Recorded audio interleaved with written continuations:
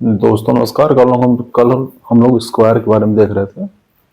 किसी संख्या का वर्ग करते हैं तो क्या होता है, कैसे होता है, और स्क्वायर करने पे हमें यूनिट डिजिट में, इकाई के अंक पे क्या मिलता है और क्या नहीं मिलता है। आज हम कुछ और ख़ास बातें देखेंगे स्क्वायर के बारे में।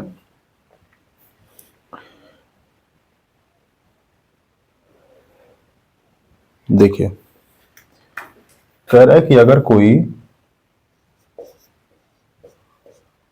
पूर्ण वर्ग संख्या होगी, पूर्ण वर्ग संख्या होगी तो इसकी क्या विशेषता होगी। इसकी विशेषता ये होगी कि इकाई के अंक में कभी भी 2, 3, 7 और 8 नहीं आएगा। ये हमने कल बताया था। इकाई के अंक में ये चारों जो है नहीं आएंगे। क्या आ सकते हैं? शून्य आ सकता है, 1 आ सकता है, 4 आ सकता है, 5 आएगा, 6 आएगा और 9 आएगा। तो ये हमने कल बताया हुआ था। ठीक, इसी के साथ हमने ये भी बताया था कि ये तो बात हुई कि यूनिट डिजिट, किसी भी पूर्ण वर्ग संख्या का जो यूनिट डिजिट होगा, जो इकाई का अंक होगा, वो क्या होगा? 0, 1, 4, 5, 6, 9। और क्या नहीं होगा? 2, 3, 7 और 8। अब आता है कि जो डिजिट सम है वो क्या हो सकता है। तो डिजिट सम हमेशा 1, 4, 7 और 9, यही डिजिट सम हमेशा होंगे। ठीक, अब बात ये आती है, तीसरी बात, ये तो हमने कल देखा था और बड़े डिटेल में देखा था, एग्जाम्पल के साथ देखा था। अब बात आती है कि पूर्ण वर्ग संख्या में कभी भी अंत में, संख्या के अंत में विषम शून्य नहीं आएगा। विषम शून्य नहीं आएगा मतलब, जैसे अगर आपसे कोई पूछे कि बताओ 990 क्या यह किसी संख्या का पूर्ण वर्ग है कि नहीं है, तो आप सीधा कहेंगे कि नहीं है, हो ही नहीं सकता। क्यों नहीं हो सकता? क्योंकि अंत में एक ही शून्य है और कभी भी शून्यों की संख्या 1, 3, 5 या कोई और विषम संख्या नहीं हो सकती। ये अनिवार्य है, अनिवार्य शर्त है। ये क्या है? ये बिल्कुल अनिवार्य शर्त है कि शून्य जो होंगे वो कैसे होंगे? सम संख्या में होंगे। शून्य कैसे होंगे? सम संख्या में। मतलब या तो आपको शून्य शून्य मिलेगा, या तो आपको 4 बार शून्य मिलेगा, या तो आपको 6 बार शून्य मिलेगा। जब भी मिलेगा तो हमेशा सम संख्या में शून्य मिलेंगे, जोड़े में मिलेंगे। कभी भी आपको 1 शून्य, 3 शून्य, 5 शून्य ऐसे नहीं मिलेगा। ठीक है, तो इस बात का ध्यान रखेंगे। अच्छा, ऐसा होता क्यों है इसको भी समझ लीजिए। ऐसा होता इसलिए है कि मान लीजिए आपको करना है 20 का वर्ग, तो 20 गुणे 20, 20 को लिख सकते हैं 2 गुणे 10, और इस 20 को लिखेंगे 2 गुणे 10, 2 का 2 में गुणा 4 और 10 का 10 में गुणा 100। ठीक है, अब ऐसी कोई स्थिति बनेगी नहीं कि गुणा करने पे अंत में एक ही शून्य मिले, विशेष रूप से वर्ग में। क्योंकि वर्ग में हमें शून्य अंत में अगर मिल रहा है, इसका मतलब कि शून्य का शून्य से ही शून्य का शून्य से नहीं, 10 का 10 से गुणा हुआ होगा। ठीक है,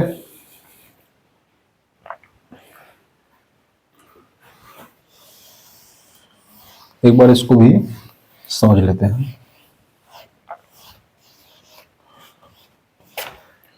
एक और एग्जांपल के साथ, मान लीजिए कोई संख्या है 400 और 400 का वर्ग निकालना है, तो इसका मतलब कि 400 गुणे 400। ठीक, तो 4 का गुणा 4 के साथ 16 और 2 शून्य और 2 शून्य, तो कितने हो जाएंगे? 4 शून्य। ठीक है, यहां क्या आया था? यहां आया था 400। और शून्य वाले केस में एक बात और आप समझेंगे कि क्या है, शून्य हमेशा जोड़े में रहेगा, जैसे यहां है और यहां है, और शून्य के पहले जो संख्या होगी ये संख्या किसी न किसी का पूर्ण वर्ग जरूर होगा। ऐसा नहीं है कि आपने लिख दिया 3500 तो आपने कहा कि यह किसी का पूर्ण वर्ग है। ऐसा नहीं होगा। ऐसा इसलिए नहीं होगा क्योंकि यहाँ आपको 2 शून्य तो दिख रहा है, लेकिन 35 किसी का पूर्ण वर्ग नहीं है, तो इसे हम इस संख्या को पूर्ण वर्ग नहीं कहेंगे। यहाँ फिर से देखो, 400 में 2 शून्य है, एक कंडीशन सेटिस्फाइड हो रही है, लेकिन इसके अलावा जो एक गिनती है ना 4, ये भी किसी का पूर्ण वर्ग होना चाहिए। तो ये किसका पूर्ण वर्ग है? 2 का। अब इस केस में देखो 4 शून्य है, ये कंडीशन तो सेटिस्फाइड हो रही है, और शून्य के बाद जो गिनती बची हुई है 16, यह भी किसी का पूर्ण वर्ग है। किसका है? 4 का। तो हम कहेंगे कि पूरी संख्या जो है वो किसी न किसी संख्या की पूर्ण वर्ग जरूर होगी। किसकी है ये हम जो वर्गमूल बताएंगे तो वहां पे बताएंगे।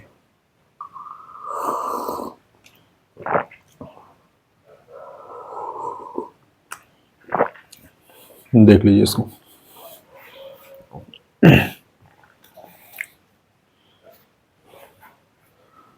अब अगली बात आती है कि किसी भी पूर्ण वर्ग, अच्छा ये बता क्यों ना, ये भी सुन लीजिए। बता इसलिए रहे हैं क्योंकि परीक्षा में प्रश्न पूछा जाता है कि बताइए निम्नलिखित में से कौन सा पूर्ण वर्ग है, कौन सा नहीं है, इसलिए ये सब कॉन्सेप्ट बताए जा रहे हैं। अब एक कंडीशन है दशमलव वाली, कह रहे हैं कि पूर्ण वर्ग संख्या में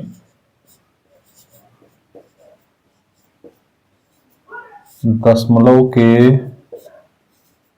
बाद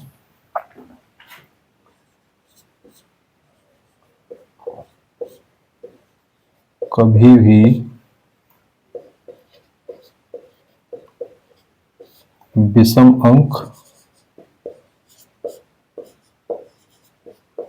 नहीं होंगे। ये बड़ा स्पेशल कॉन्सेप्ट है, इसको अच्छे से आप समझेंगे।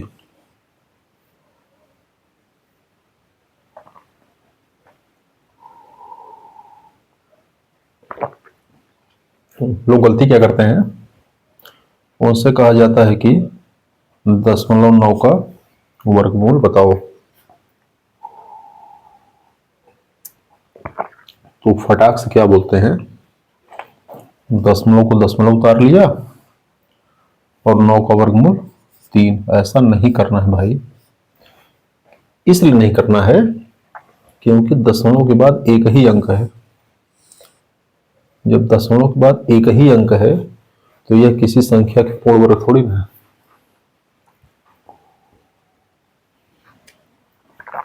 ठीक है, जैसे चलिए चाय हमारी खत्म हो गई। अब देखिए, जैसे मान लीजिए आपको 1.2 का स्क्वायर करना था, तो ये हो गया 1.2 गुणे 1.2। अब कायदे से देखेंगे तो 1.2 क्या है? 1.2 12 में 10 से भाग और ये क्या है, 12 में 10 से भाग है कि नहीं। तो ये क्या हो गया, ये हो गया 144 अंश का अंश में गुणा, और ये 10 है क्या, हाँ ठीक है, और ये 10 का 10 से गुणा 100। अब जो हम 12 में 10 का भाग दे रहे थे, अब वो क्या हो गया, 144 में 100 का भाग हो गया। तो जैसे ही 144 में 100 का भाग करोगे, ये 1.44 हो जाएगा, दशमलव के बाद 2 अंक, ठीक है। अगर आपसे ये कहे कि बताओ 3.61 क्या यह किसी संख्या की पूर्ण वर्ग संख्या है या हो सकती है, तो आप कहेंगे हाँ, ये दशमलव के बाद 2 अंक है, तो हम इसकी संभावना हम बता सकते हैं कि हाँ, ये किसी का पूर्ण वर्ग हो सकता है। किसका है उसकी बात हम बाद में करेंगे, फिलहाल हम संभावना की बात कर रहे हैं कि हाँ, ये किसी संख्या का पूर्ण वर्ग हो सकता है, क्योंकि दशमलव के बाद 2 अंक तो हैं।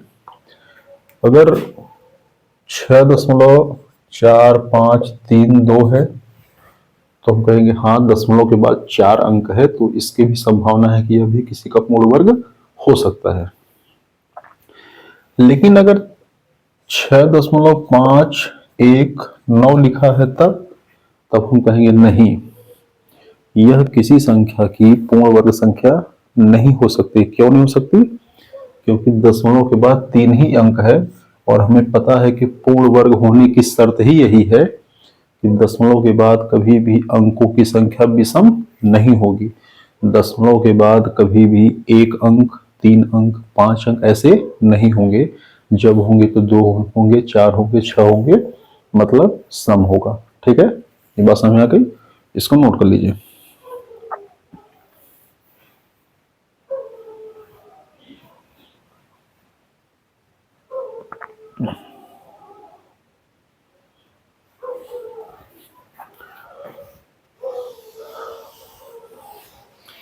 अब एक बड़ा प्यारा सा कॉन्सेप्ट आता है, पूर्ण वर्ग संख्या का मान। मैंने बहुत पहले एक विद्यार्थी से पूछा था, तो उसको वर्गमूल तो निकालने आता था, लेकिन उसको वर्ग और वर्गमूल का कॉन्सेप्ट नहीं पता था। और लास्ट में उसने कहा कि अरे ये सब पूछता भी नहीं है, फालतू की बातें कर रहे हैं। चलो देखो, पूर्ण वर्ग संख्या का मान, वैल्यू कितनी होती है। तो अगर कोई संख्या, यदि एक संख्या हम मान लें, कौन है, p, तो इसका जो वर्ग होगा वो p स्क्वायर होगा, इसमें कोई डाउट नहीं है। तो ये पूछ रहा है कि जो संख्या का वर्ग है, इसकी वैल्यू संख्या से बड़ी होगी कि छोटी होगी। देखिए 3 स्थिति बनती है, पहली स्थिति, दूसरी स्थिति और तीसरी स्थिति।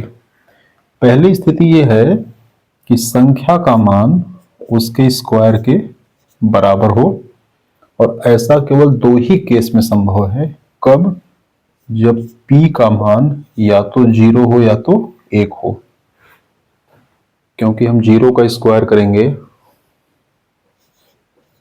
तब भी 0 आएगा, और 1 का स्क्वायर करेंगे तो 1 आएगा। इन दोनों केस में हम ये कहेंगे कि संख्या अपने स्क्वायर के ही बराबर है, p बराबर p स्क्वायर। ठीक है। दूसरा केस ये है कि संख्या जो है अपने स्क्वायर से छोटी है, मतलब स्क्वायर क्या है, बड़ा है। जैसे आपने देखा होगा 4 और 4 का स्क्वायर 16, तो स्क्वायर बड़ा है, 10, 10 का स्क्वायर 100, 100 बड़ा है। 2, 2 का स्क्वायर 4, 4 बड़ा है।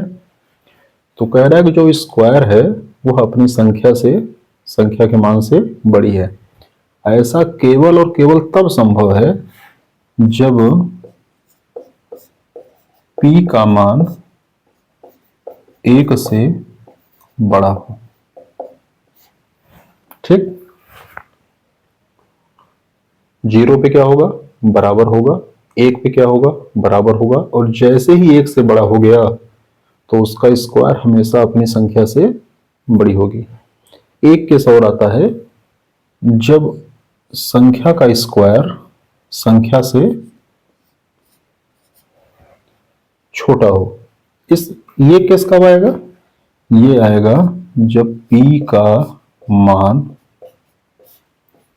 1 से छोटा हो। और आमतौर पे लोग यही नहीं जानते या नहीं समझते, या उनको लगता है ये जानने की जरूरत नहीं है। तो इस तीनों केस को आप समझ लेंगे कि मैं क्या कह रहा हूं। मैं ये कह रहा हूं कि किसी भी संख्या का स्क्वायर अपनी संख्या से हमेशा बड़ी नहीं होती है। बराबर भी हो सकती है, छोटी भी हो सकती है और बड़ी भी हो सकती है।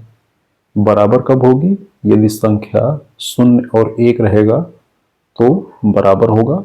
संख्या का मान यदि 1 से बड़ा होगा तो स्क्वायर उसका हमेशा बड़ा होगा। और संख्या का मान अगर 1 से छोटा होगा तो स्क्वायर हमेशा उसका छोटा होगा। तीसरे वाले को समझना है, आइए इसको समझ लेते हैं।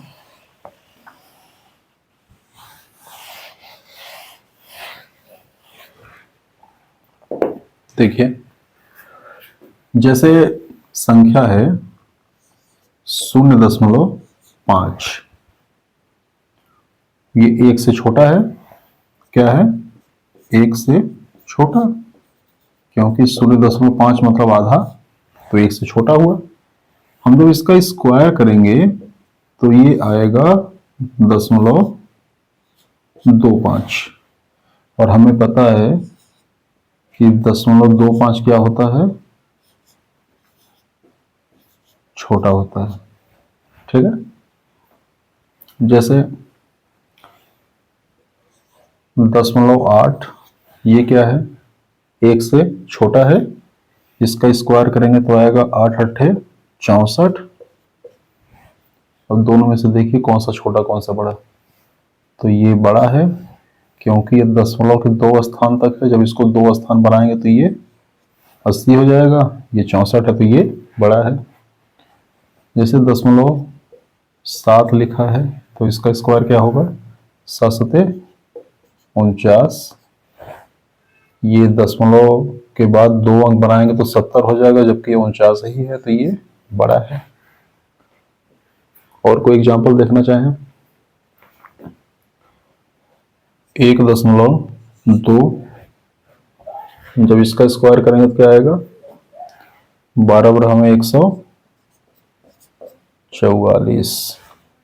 ध्यान से देखिए, 1.2 जो है वो क्या है, 1 से बड़ा है। तो 1 से बड़ा है तो इसका स्क्वायर भी बड़ा होगा। ठीक है, लेकिन जैसे ही ये वैल्यू 1 से घट के नीचे होगी वैसे ही स्क्वायर छोटा होने लगेगा।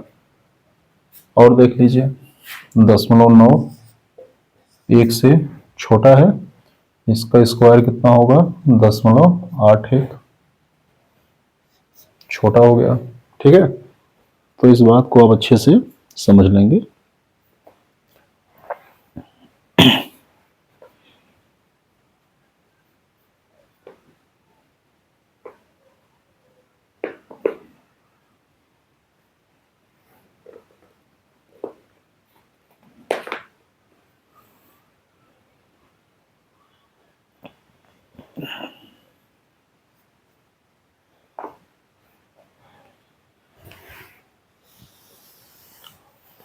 अगली बात जो आपको समझनी चाहिए, जो जानना जरूरी है, मैंने एक दिन की क्लास में बताया था परफेक्ट नंबर। परफेक्ट नंबर हम क्या कह रहे थे, इसके बारे में थोड़ा सा आज फिर से समझ लेते हैं। एक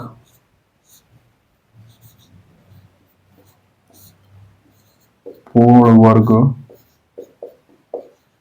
संख्या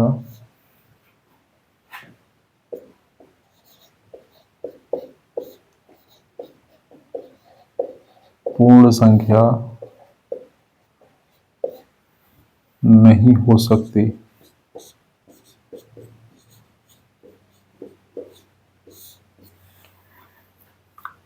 ये इसका मतलब होता है परफेक्ट नंबर।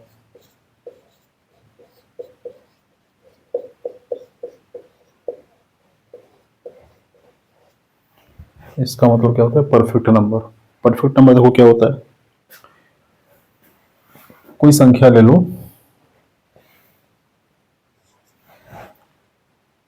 4। अब 4 के कितने फैक्टर हैं? 4 के कितने फैक्टर हैं?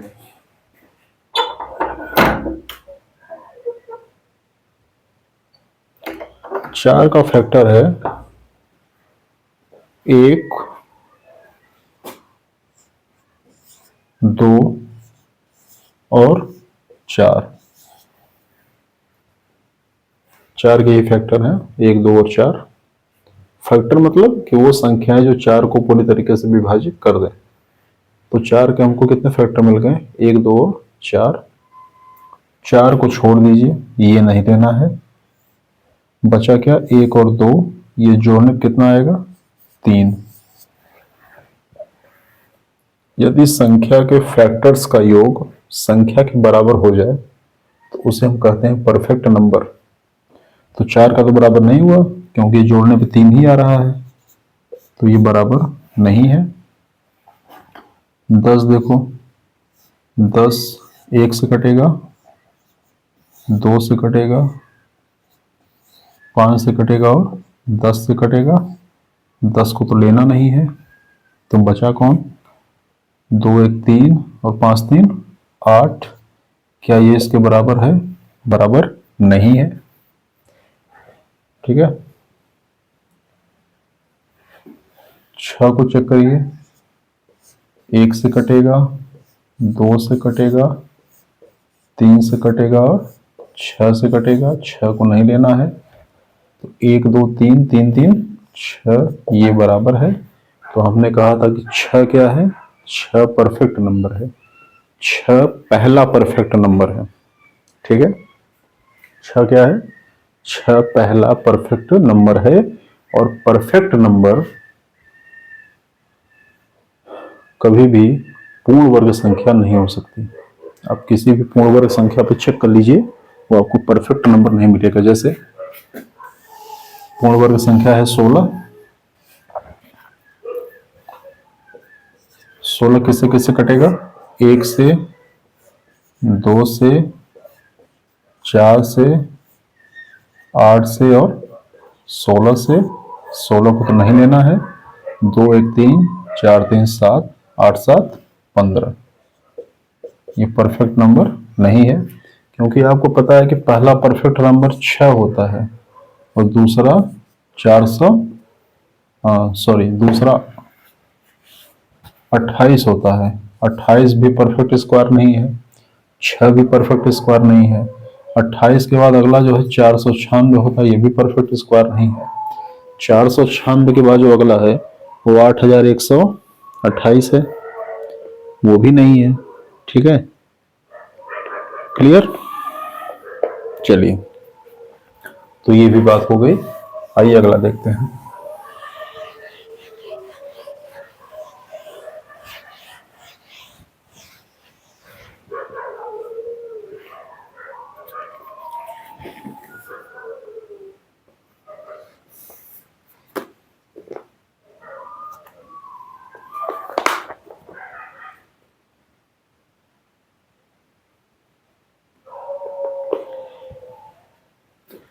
अब देखिए, अगर कोई सम संख्या है तो सम संख्या का जो वर्ग होगा ये भी आपको एक सम संख्या मिलेगा। और अगर कोई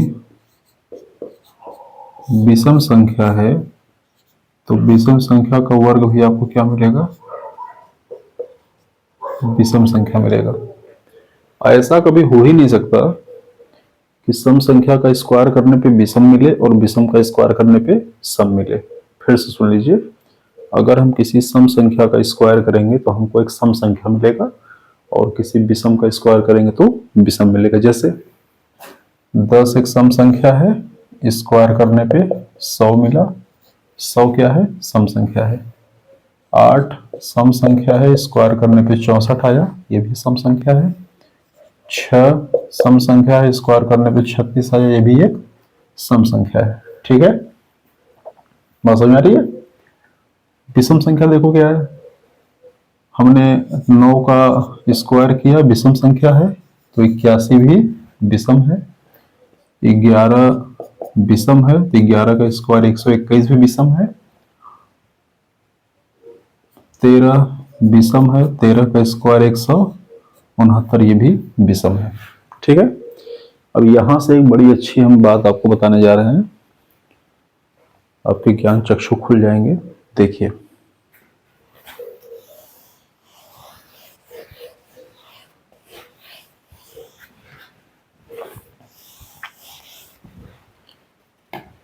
अब हमारे पास एक संख्या है सम संख्या, और सम संख्या को हमने लिखा है 2n। क्या लिखा है?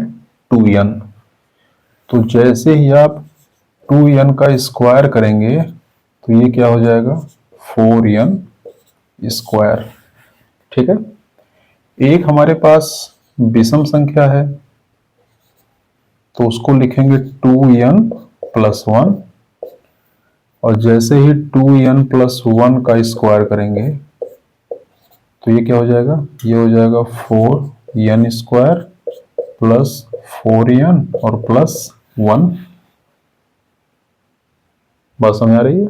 देखिए क्या समझना है, इसे हम लिख सकते हैं 4 into n square plus n और प्लस 1, और ये तो 4n स्क्वायर है ही। इसका मतलब कि यदि हम किसी सम संख्या का स्क्वायर करें तो वो संख्या हमेशा 4 से विभाजित होगी। किसी भी सम संख्या का स्क्वायर हमेशा 4 से विभाजित होगा। आप करके देख लीजिए, आप 2 का स्क्वायर निकालेंगे 4 आएगा, वो भी 4 से कट रहा है। 4 का स्क्वायर निकालेंगे 16 आएगा, वो भी 4 से कट रहा है। 10 का स्क्वायर निकालेंगे 100, 100 भी 4 से कटेगा। 16 का स्क्वायर निकालेंगे 256, वो भी 4 से कटेगा। इसी तरीके से अगर आप किसी विषम संख्या के स्क्वायर में से 4 से भाग देंगे तो यहां अगर आप 4 से भाग देने पर एक शेष बचेगा। क्या बचेगा? एक शेष बचेगा। क्यों? क्योंकि ये पूरा पार्ट तो 4 से डिवाइड हो जाएगा, यही एक बचेगा लास्ट में। ठीक है, तो हमें क्या समझा? हमें यह समझा संख्या देखो दो ही प्रकार की है, संख्या तो या तो सम है या तो विषम है। तो हमने जब सम को भाग दे दिया तो 4 से, तो पूरी तरह विभाजित हो गया, और जब हमने किसी विषम संख्या को 4 से भाग दिया तो विभाजित नहीं हुआ, हमें एक शेषफल मिल गया। इन दोनों बातों को जब समेटेंगे तो हमें क्या बात समझ आई? सुनिए, बात हमें यह समझ में आई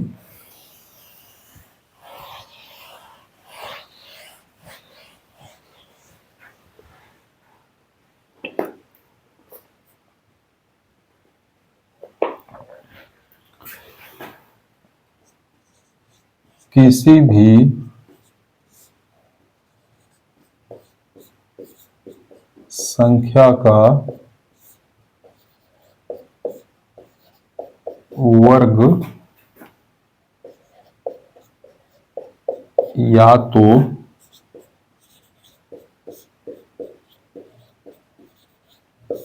4 का गुणक होता है या फिर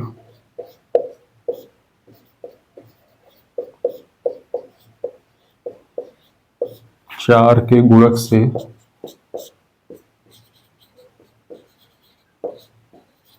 एक अधिक होता है। जैसे 25, 25 भी किसी संख्या का पूर्ण वर्ग है। तो देखो ये 24 प्लस 1 है, ठीक है। 24 4 का गुणक है, तो 4 का गुणक प्लस 1, 4 के गुणक से एक अधिक 49, 49 को क्या लिखेंगे 48 प्लस 1, 48 4 का गुणक है, तो 4 के गुणक से एक अधिक है 361, इसको क्या लिखेंगे 360 प्लस 1, ये 4 का गुणक है और उससे एक ज्यादा 324, ये तो खुद 4 का गुणक है क्योंकि लास्ट में 24 है तो 4 से कट जाएगा। 4096, ये भी 4 से कट जाएगा, ठीक है। 625, तो इसको लिख सकते हो 624 प्लस 1, देखो ये 4 से कट जाएगा, तो 4 का गुणक प्लस 1। मतलब ये है कि कोई भी संख्या होगी तो संख्या या तो सम होगी या तो विषम होगी, इसके अलावा कुछ और तो होगा नहीं। तो जो भी इसका वर्ग आएगा वो या तो 4 का गुणक होगा या तो 4 के गुणक से एक अधिक होगा। यदि वह सम संख्या का वर्ग है तो 4 का गुणक होगा, और यदि वह किसी विषम संख्या का वर्ग है तो 4 के गुणक से एक अधिक होगा। आज के लिए इतना ही, कल किसी नए कॉन्सेप्ट के साथ आपके सामने आएंगे। नमस्कार।